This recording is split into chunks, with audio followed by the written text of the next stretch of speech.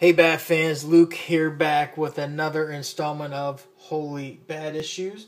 It's been a while since I did one of these, and every once in a while I get the itch to do one. I go out there and go on the hunt and pick up some issues, or kind of hold off on some of the trades I get so I can share figures, whatever. So today's gonna be all three figures, trades, and single issues, and let's go ahead and get into it. So first thing I want to show is the figures. I got one more figure, and that is continuing my hunt for getting them all the Greg Capullo designer series figures. This one is figure number 16. This is the Flash. I think I only have two more to go, which would be Green Lantern and I think Aquaman. So after that, I think that's a wrap. I don't know if they're doing another wave or not, and I'm pretty sure I got them all other than those two. So, but yeah, I'm always just pumped up. I know there's another Greg Capullo figure out there to get. So I have just really been loving this wave. So, yeah, I got the Flash. Let's go on to trades. Next trade I got. This is the Batman and Robin Adventures, Volume 1. I absolutely just love these stories. Also, they're back in the day, out in single issues. This is the most recent one they released. This is Volume 1. They had the Batman Adventures that had 4 volumes. And now this is the reason why I think they're getting ready to do Volume 2 shortly. This one done by Paul Dini, Ty Templeton, and Rich Burchett. The art inside just looks absolutely phenomenal. Just like you're watching an episode of the animated series. And just fun stuff. To be honest, though, it's not really one that's on my top trades to get. I got some other ones to get, but I saw this relatively cheap. I couldn't pass it up. So, yes, got Batman and Robin Adventures, Volume 1. Next one I got is Batman and Superman, Volume 6. This is Universe's Finest. This one we had Tom Taylor do his very short little story he had with Batman and Superman, and then Peter Tomasi wrapping it up at the very end. To be perfectly honest, this is the Batman completionist in me getting this trade.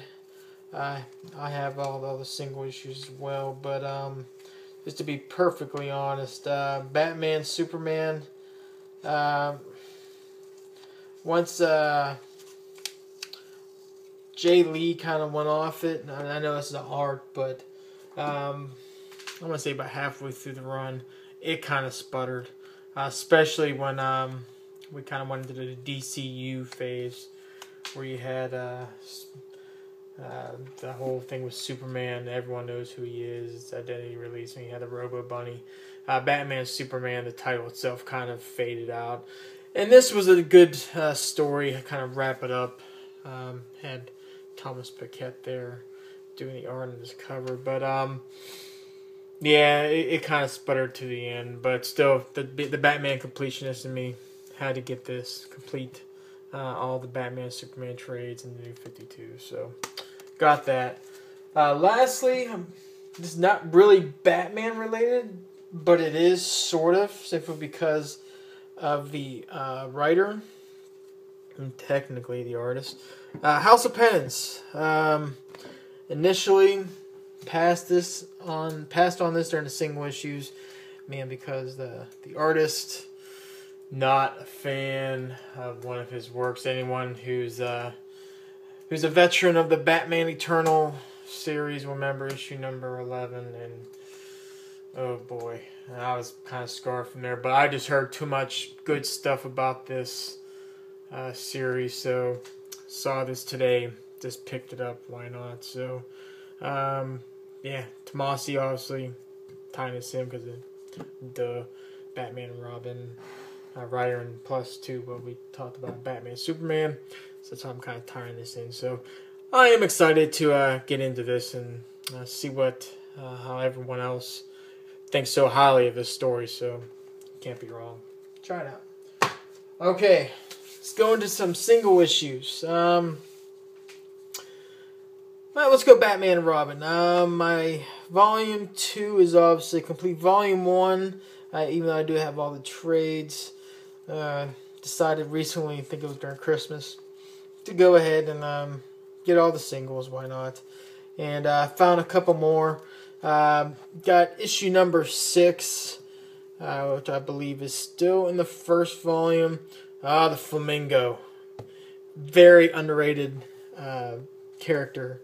Right here, messed up as all hell, but yeah, Flamingo's he's a crazy cat, so good to get this one in the collection. Next, we go on to issue number 14, Dr. Hurt. I believe this is the first issue he came back since R.I.P. I think this is the very first issue since then, but. Anyway, and then carry on with Dr. Hurt. We got issue number 15, Frank Quitely cover right there. So I still got a little bit. I'm actually no. I think I'm almost be about halfway through the volume 1 of Batman and Robin. Still got some work, but this is one I'm not like. It's not on the top of my list like Batman Detective, but I'm getting there. So when I see him, I'll pick him up. Alright, so I say, speaking of Detective Comics, we'll go look at the Batman, the Detective Comics ones I got. We'll start off with an oldie, sort of sexy grade. I got issue number 486. This one having a good story with Robin going against the Scarecrow and Batgirl. Also in this as well. I like all these older detective stories. I just kind of like how they did the covers for a little bit. They had like all the stories are inside here on the left side. And I just like the banner there. So yeah, it was a nice find. This one I actually really like this cover. Kind of reminds me of the animated series. But this one's Detective Comics number 765. Story by Greg Rucka and obviously Burchett. Who we talked about earlier. Yeah, I just like it. Just has like the animated series feel. Just the way the buildings are kind of laid out, and just the skyline. It just has that animated series feel. So obviously because that'd be the artist. So yeah. I had to grab that up. Lastly, for Detective Comics, I have issue number 781. It's a Joker cover in a Brubaker issue. Now you got to get it. So I like how the two images of Joker's face with Batman's face kind of merges here into the glass.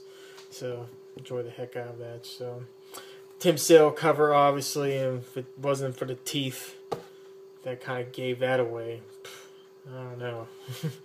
But anyway, yeah, that's my Detective Comics pickups. So, which leads me to Batman Volume 1, and whew, there's a lot. Well, not really a whole lot. I'm showing a lot more at once. But we'll go ahead. This one, we'll go from oldest to newest. Again, sexy grade, but to be honest, once I get below issue number 400 on Batman, and pretty much the same thing on Detective Comics, I'm kind of conceding the fact that I'm not going to get like a very fine issue. Plus, they get kind of harder to find once you get down to numbers, so pretty much just got to get what you can. But this one, it's got a little bit of spiral on the back, but that said, considering the age, it's not bad. Issue number 321. Just love the classic design for Joker right there. Awesome issue there. Another sexy grade. Issue number 323. The Catwoman issue.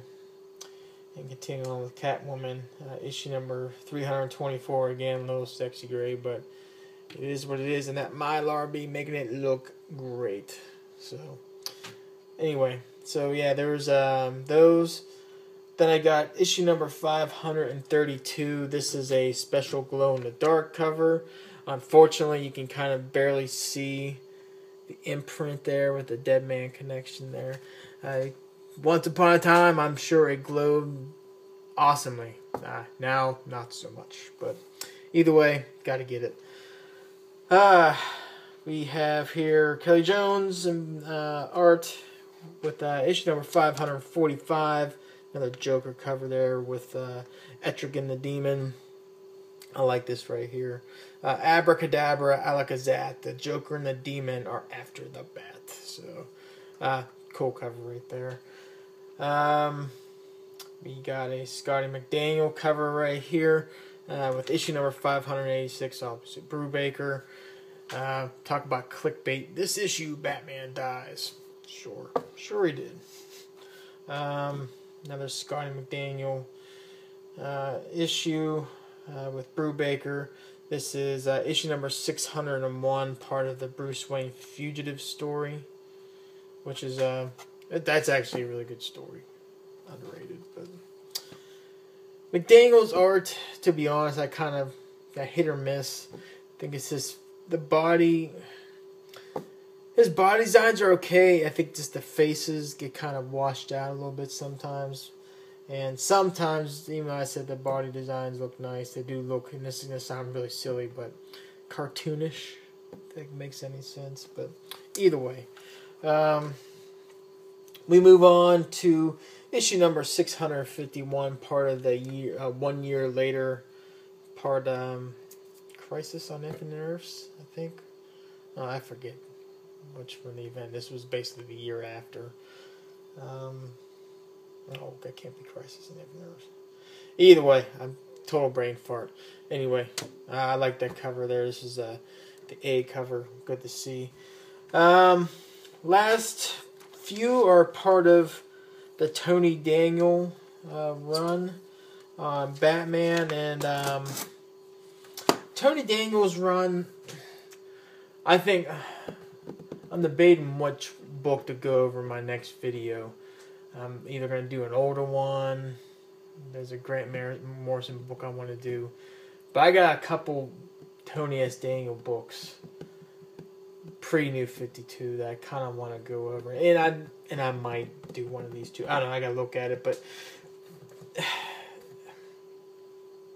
I will say his stories are better pre-New 52. He wasn't doing the dual art and writing as much as he was in New 52, but I will say his stories, while not perfect and really overtly, I don't want to say that because we had Battle for the Cow, but he did okay Batman stories pre-New 52.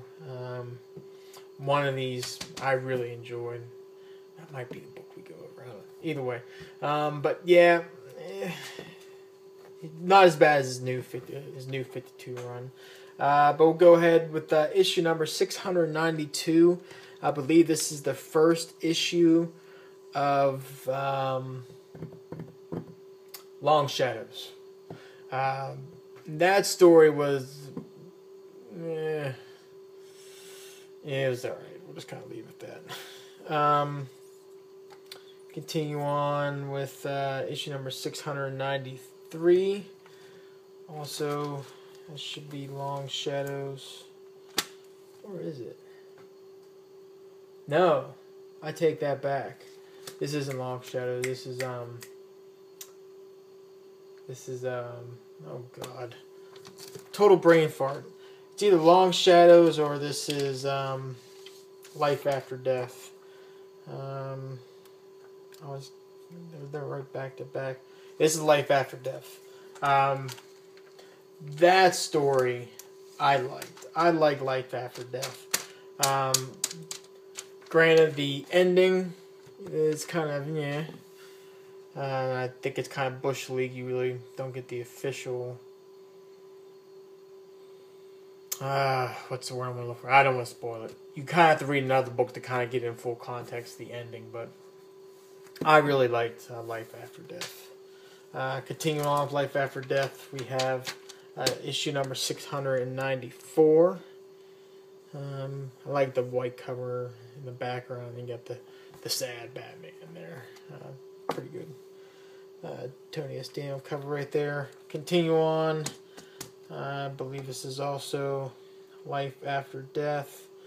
This is issue number 695. And this final issue, issue number 699, I don't believe, matter of fact, I'm positive this is not Life After Death, even though this series wasn't that long. I want to say this is like a Joker Riddler story. Riddle Me This. Yeah, this is Riddle Me This Part 2. Art by Gilliam March inside. Which is kind of weird. Because it says art by Gilliam March, but on the cover it says Sandu Ferreira, so whatever.